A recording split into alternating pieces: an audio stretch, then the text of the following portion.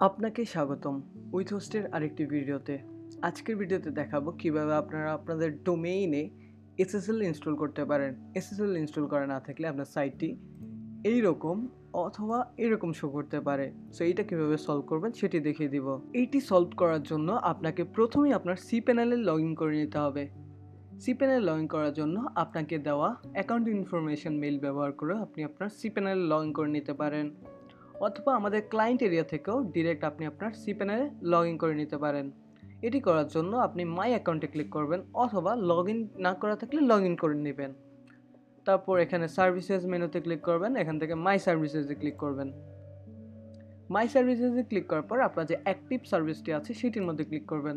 Click করার পর আপনি লগ ইন টু cPanel-এ ক্লিক করবেন। তো লগ ইন টু cPanel-এ ক্লিক করার পর আমাদেরকে আমাদের cPanel-এ নিয়ে যাবে। সো এইখান থেকে আমরা আমাদের এসএসএলটা ইনস্টল করব। এসএসএল ইনস্টল করা না থাকলে আপনি আপনার যে এইখানেও আপনার এসএসএলটা যে ইনস্টল করা নেই সেটিও দেখতে পারবেন।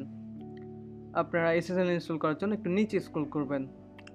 নিচে স্ক্রল করার পর সিকিউরিটি নামে একটি ট্যাব পাবেন। এখানে দুইটা অপশন আছে, একটা হচ্ছে এসএসএল টিএলএস স্ট্যাটাস আর একটা হচ্ছে লেট এনক্রিপ্ট এসএসএল। দুইটা মাধ্যম ব্যবহার করেই আপনি এসএসএল ইনস্টল করতে পারবেন, তবে আমি আপনাদেরকে প্রিফার করব আপনারা লেট এনক্রিপ্ট এসএসএল ব্যবহার করে এসএসএলটা ইনস্টল করার জন্য। এটি করার জন্য আপনি লেট এনক্রিপ্ট এসএসএল-এ ক্লিক করবেন। তো লেট এনক্রিপ্ট এসএসএল-এ ক্লিক করার পর আমরা দেখতে পারবো ইস্যু আ নিউ সার্টিফিকেটের নিচে আমাদের ডোমেইনগুলো শো করছে। যতগুলো ডোমেইন এই হোস্টিংয়ে অ্যাড আছে সেগুলো আপনার এখানে সিরিয়াল বাই দেখতে পারবেন। তো এখানে যেই ডোমেইনে আপনি এসএসএলটা ইনস্টল করতে চান সেটার পাশেই অ্যাকশন বাটন ইস্যু দেওয়া আছে, সো সেটিতে ক্লিক করবেন।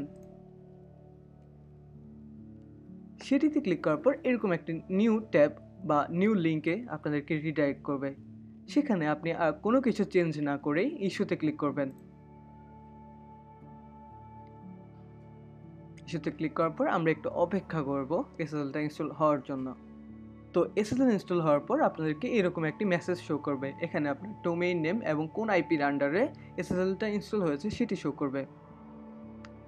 তার মানে হচ্ছে আপনার ডোমেইনে এসএসএলটা ইনস্টল হয়ে গেছে। আজকের ভিডিও এই পর্যন্তই। ধন্যবাদ সবাইকে।